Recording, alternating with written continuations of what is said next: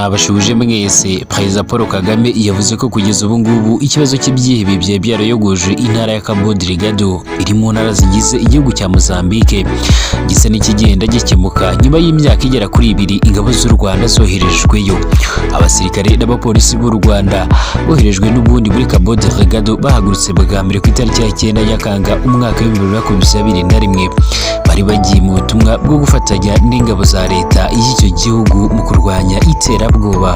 U Rwanda rwagiye n'ubundi binyuze mu masezerano y'ubufatanye ku busabe bwa Mozambique yari ikeneye n'ubundi bufasha bwihuse cyane. Ni mu gihe ibyihe bigiye bitandukanye byari maze kwigarurira intara zigiye zitandukanye za hariya mu gihugu cya Mozambique, by'umwihariko nk'intara ya Cabo Delgado. Ni intara n'ubundi yahawe ingabo z'u Rwanda ndetse n'igipolisi cy'u Rwanda kugira ngo babashe kuba bahangana n'ibyihebe. Ahangaha ahavugiye isaso karahava maze ibyihebe barabiconcomura barabyirukankana bigenda ubutareba inyuma bitewe n'ubuhanga ndetse n'imbaraga RDF n'igipolisi cy'u Rwanda byagiranye hariya mu gihugu cya Mozambique. Nyuma y'ibyo byose bamwe mu baturage ba Mozambique batangiye kugaruka mu byabo bitewe n'uko bari barakuwe mu byabo n'izi ntambara. Ni intambara yahuje ibyihebe ndetse n'ingabo za leta ya Mozambique.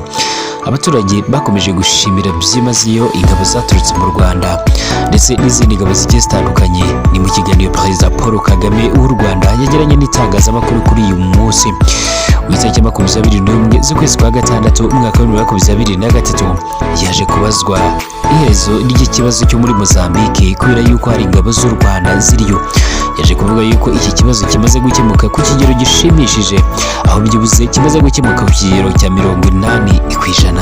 Iki kiganiro kandi cy'itangazamakuru yihuriyemo na mugenzi we wa Zambia uri mu ruzinduko rw'iminsi ibiri ni Perezida wa Zambia. Ngo hayikaze rero mu biganiro byacu aho uherereye hose mu bice bigiye bitandukanye, waba uri mu Rwanda cyangwa se hakurya y'imbibi z'u Rwanda. Ndakwifuriza amahoro y'Imana cyane kuri wewe kandi ubona hari bitari kugenda neza bitewe n'impamvu zigiye zitandukanye. Ndakwifuriza gukomera no kwihangana. Uyu munsi niba bitameze neza ejo birahinduka bikagenda neza cyane. Nitwa Emile Kanamugire. Amakuru agiye atandukanye abari gutrendinga hirya no hino mu isi. Ndakwibutsa yuko niba ari ubwa mbere dusuye byoroshye kubana natwe nubwo kandi handitse subscribe ubundi ukabasha kuzajya udukurikirana umunsi ku munsi. Nguhaye ikaze rero.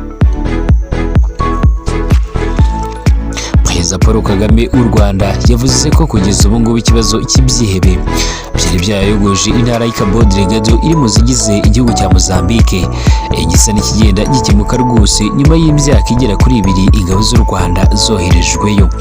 Abasirikare n'abapolisi b'u Rwanda n'ubundi boherejwe muri Cabo Delgado bahagurutse bwa mbere ku itariki ya 9 Nyakanga umwaka wa 2021 bari bagiye mu butumwa bwo gufasha ingabo cyangwa se bwo gufatanya n'ingabo za leta y'icyo gihugu mu kurwanya iterabwoba. U Rwanda rwagiye n'ubundi binyuze mu masezerano y'ubufatanye ku busabe bwa Mozambique yari ikeneye ubufasha bwihuse. Umukuru w'igihugu n'ubundi kuri uyu wa 21 Kamena 2023 yabigarutseho ubwo ari mu kiganiro n'abanyamakuru yahuriyemo na mugenzi we w'igihugu cya Zambia. Ni Perezida wa Zambia n'ubundi uri mu ruzinduko rw'iminsi 2 hano mu Rwanda. Yabajijwe n'ubundi ku rugendo rw'u Rwanda mu kugarura amahoro n'umutekano mu gihugu cya Mozambique. Yavuze ko rwose kugeza ubu ngubu umutekano umaze kugaruka mu bice u Rwanda rwagiye kugaruramo amahoro n'umutekano. Harigeze ati ari intambwe nini imaze guterwa kandi bishimishije. Birashimishije kuba abaturage bari baravanywe mu byabo n'intambara bakomeje gusubira mu ngo zabo kandi bakaba barasubukuye ibikorwa. Nyakubahwa Perezida Paul Kagame yagize ati ikibazo cyarakemuwe, turabona intambwe igenda iterwa mu bigendanye n'umubare munini w'abantu bari baravanywe mu byabo bari kubasha gusubira mu byabo kandi batangiye ibikorwa kuko bikwiye. Yego hari ingabo zariyo n'ubundi zo muri SADC zoherejwe mu bice bigiye bitandukanye byo muri ako gace kandi dufatanyije umutekano waragarutse kubera ibyo bikorwa, kubera yuko n'ibikorwa by'ubukungu byatangiye gusobukurwa ndetse no gusubukura imirimo yabyo.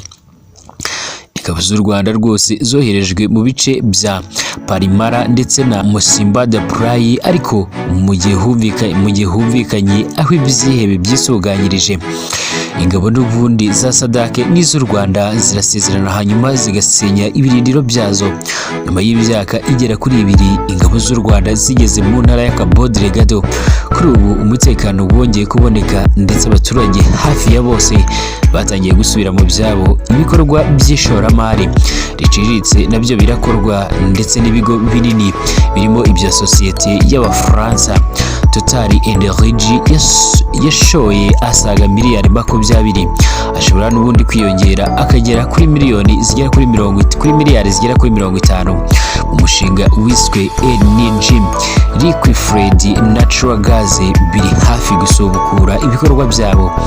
Perezida Paul Kagame yagize ati birumvikana rwose hashobora kuba ikintu kimwe hano cyangwa se ikindi hariya gikwiye kuvanwa mu nzira mbere y'uko batangira ibikorwa byabo mu buryo bwuzuye, ariko ndatekereza ko rwose ibyo birimo gushoboka.